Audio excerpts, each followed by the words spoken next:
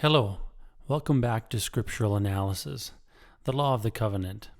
This is Video 3, Part 5, the Abrahamic Covenant. The purpose of this video is to explain conflicting circumstances that Abraham was born into, so the viewer can better appreciate the challenges he faced and relate those to the viewer's own life for comparison. Approximately 300 years after the flood, Abraham was born in the land of Ur of the Chaldees in Babylon. His life would follow a pattern that would become an allegory for all future females and males who would desire to find and serve God, show their loyalty to God's specific plan, and separate themselves from the lesser kingdoms of this world by entering into God's covenant. To say that a little differently, Abraham's life exhibits a pattern that all must follow if they are to achieve the ability to qualify for the unconditional covenant God granted unto him. 4,000 years later, Abraham still plays a monumental role in the religions of our day. He is a fascinating character, and in order to honor his legacy, it is important to understand the world he lived in, to see the depth of the choices that led him to see God while in the flesh. So before realizing Abraham's history and how he became that one man to receive God's great covenant, we must understand a bit about the society he lived in. The authors of this book used word links to provide the reader assistance in understanding common meanings throughout the Bible. For example, the word Babylon can reference through past, present, and future a people, a place, a conditional characteristic of a lesser world, a reference to a king that will be a destroyer of God's people, who sweeps down upon them from the north, both during many historical examples and future times, including the end-time tyrant referenced by the authors. Knowing that this type of literary style exists, the reader can better understand the context used when encountering this word. We will discuss more link words as these videos progress. In this video, we're going to introduce a scorecard to keep track of any similarities between Abraham's society and our own. Notice how this history starts off with Abraham being born into Babylon. This references his birth outside of the presence of a creator God, but also informs us that, like us, the society he was born into did not take kindly to promoting its structure after the law of the covenant and the terms set by the Creator. Abraham came into both a rebellious family and a society that had deliberately lost touch with the God of Adam and Eve through to Noah, which God was Jehovah. And while the author's timeline shows Noah and members of his family still alive throughout Abraham's entire life, a family that would certainly promote God's covenant, the people of the earth, save it be for a few, were following a man-made religion instead of honoring God's law. It is important to note that all religions created by humanity form with some degree of deviation to God's specific plan. When this occurs, certain segments of any society introduce their own philosophies, combined with portions of God's law, to create a foundation whereby they can be more comfortable in living terms that are outside of God's law. Because these formed religions still have familiarities to God's actual law of the covenant, people participate, believing all is well. But mostly, the authors of this book teach us that the people, often leaders of society, who do not want to live the terms of God's law, love to make their own terms that allow them to do things that God does not tolerate, under the guise that they have God's approval for their actions, or sometimes just to show superiority over God. And if they create terms that are too far away from God's terms, well, they just create a new God, to whom they can justify the approval they seek for their actions, and often introduce this new God to the populace to get them to adopt their ideologies, both willingly or otherwise. This is a common cycle found in the author's writings. Those unwilling to live God's covenant terms seek to make a God that is progressive to their ever prideful society, always dismissing the covenant terms of God as being for an older, less advanced world, and not needed anymore in the enlightened age they find themselves in. As such, humanity thinks to make themselves superior to God through idol worship, but in reality actually end up amazingly inferior to the levels reached by those who honored God and His terms in the past.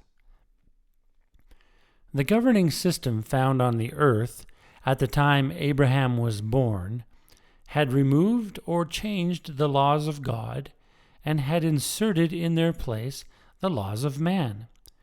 This paralleled humanity's condition prior to the flood, where God's laws were nullified through a progressive ideology. The authors reference a man named Nimrod as being the force behind this societal push. As Nimrod had set himself up as a God-type ruler, and subsequent rulers of the nations of the earth, seeking to be like Nimrod, would follow the same model.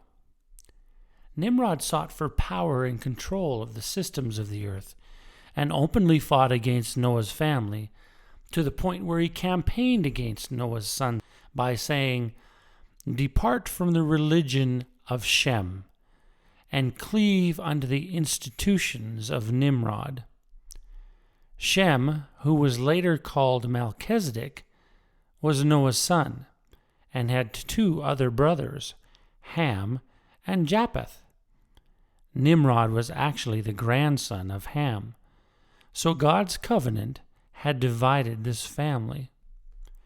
The model Nimrod sought for was an earthly governance designed to control the people and the riches the people could produce, for the sole purpose of Nimrod and his court living a lavish life while others suffered to support them.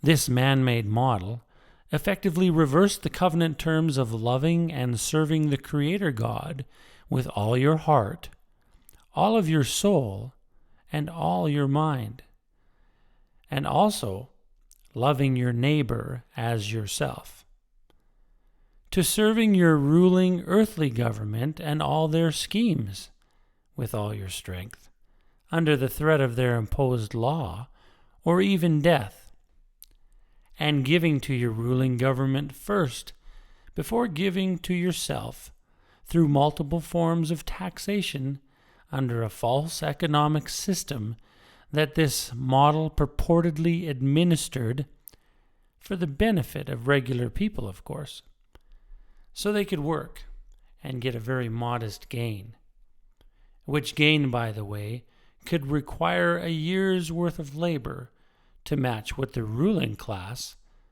would accumulate in hours. In addition to this earthly model, which perpetually seeks to change God's covenant terms, the authors of this book also carefully explain an important set of circumstances of Babylon, in this case meaning the world, that have the power to corrupt all individuals, including those who enter into the covenants of God. And these circumstances were in full bloom in the society that Abraham was born into.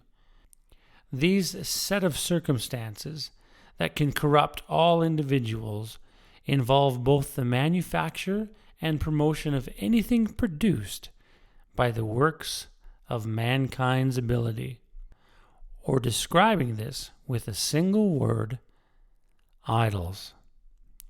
In the historic account of Abraham, idols represented man-made proxy gods, patterned after animal, nature, and human-type figures. The love of what these symbols represented far exceeded the Babylonians' desire to follow God's law.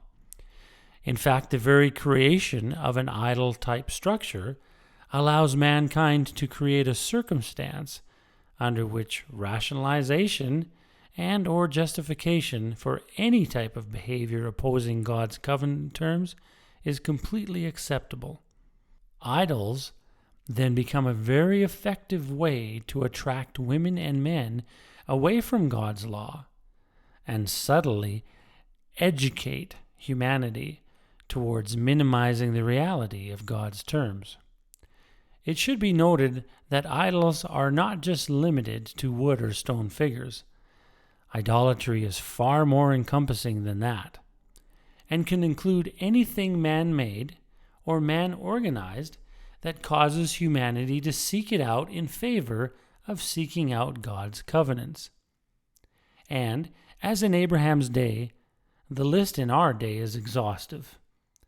And it is this list of idols that aids in building and sustaining the socio-economic system idols can create. The manufacturing, marketing, and sales of idols creates a means whereby great percentages of the population can migrate away from living off the land, moving into the centers of the land where urban development could transpire and exist. But with it, a false system arose that had nothing to do with actual life sustainability. People no longer worked rurally to ensure life-giving sustenance for themselves. Instead, the development of urban life demanded they worked for the creation and promotion of money. And with money, they could then buy things to sustain life. They became disconnected with their independent life source and relied upon price controls that the idols determined, which controls were now in the hands of very few, who could then force their ideology upon the whole of society. As such, idols changed the playing field of what constituted wealth. Instead of how much food and water was being produced for the security of all society, the meaning of wealth changed to how much money idol manufacturing could make and how much money the idol could earn. This became the source of all importance. Therefore, the people would flock towards whatever idol types could generate the most money and the most prestige. And the law of supply and demand generated a self-perpetuating creation of idol types, having nothing to do with life's sustainability, that sought to take the monies from people who had it. It became a system that fed only upon itself, constantly seeking to grow, expand, and reach higher to even transplant itself in the heavens. But by never expanding its foundation, this idol-based economic system became vulnerable to collapse and ruin. And this collapse is recorded over and over again, and will continue even through our future. The authors relate this socioeconomic system created by idols as a principal factor for people not living the terms of God's covenant. So reliant were the people to this system for their life that it became their God and their reason for being. And the Creator God became an annoyance, to be forgotten and replaced by modern works. The authors then relate that the people, having forgotten God due to the distraction of idolatry and their subsequent disobedience to God's covenant terms, as a principal factor in the covenant's cursings, which came upon them and led to the annihilation of their societies.